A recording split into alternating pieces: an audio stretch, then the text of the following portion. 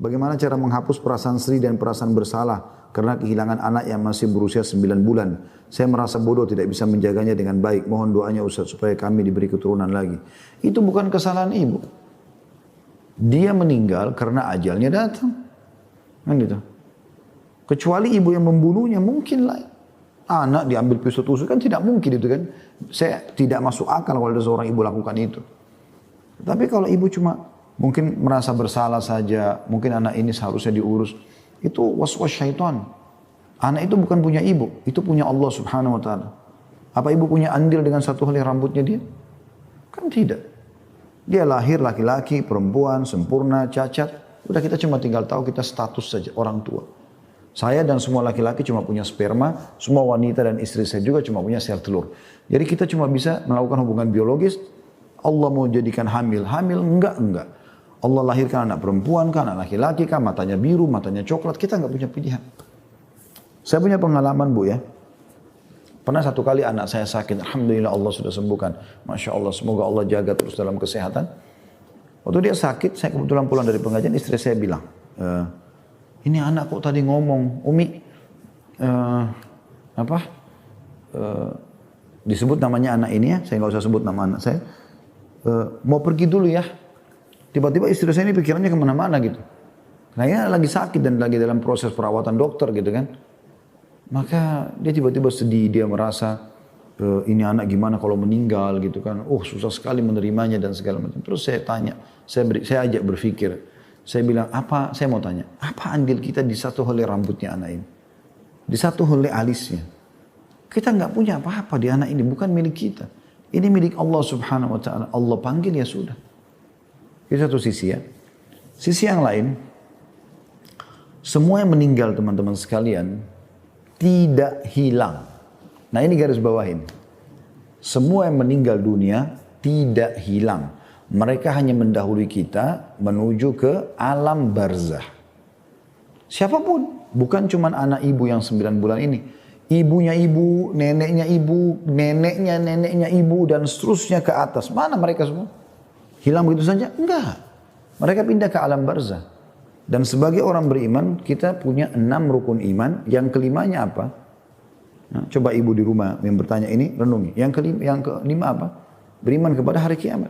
Satu paket tuh, kematian, terus masuk kuburan alam barzah, terus hari kebangkitan, hari kiamat dihisab, lalu surga dan neraka. Itu satu paket.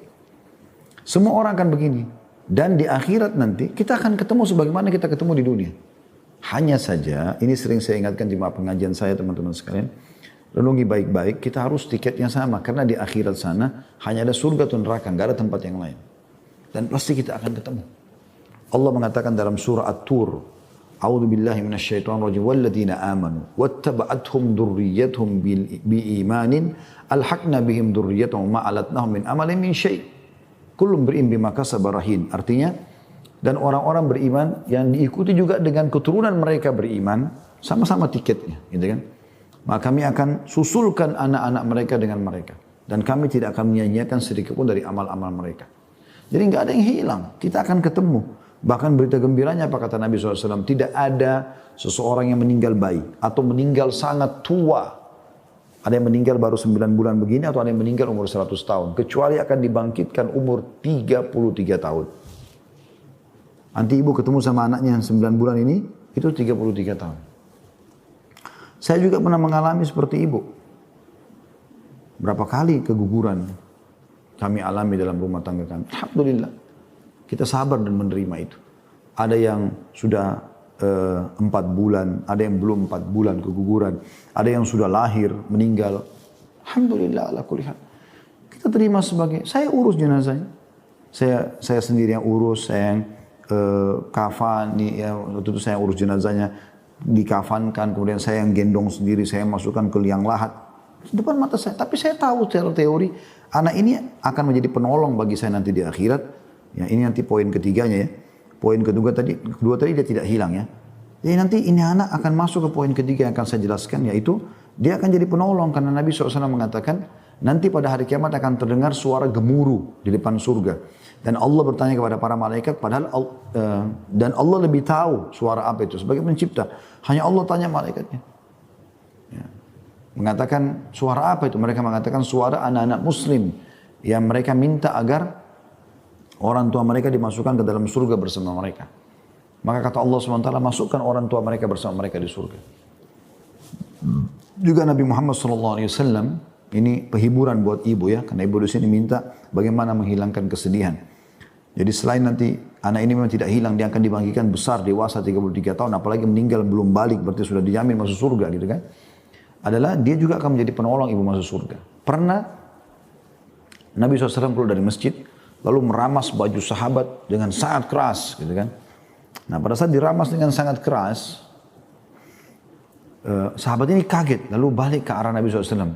Saya mau tunggu informasi, ada apa nih kok Nabi ramas baju saya begini? Lalu Nabi SAW mengatakan, demi zat yang jiwa Muhammad dalam genggamannya, maksudnya demi Allah, seseorang di antara kalian kalau anaknya meninggal sebelum balik, maka dia akan pegang badan orang tuanya sebagaimana saya pegang bajumu ini, sampai Allah memasukkan mereka semua ke dalam surga.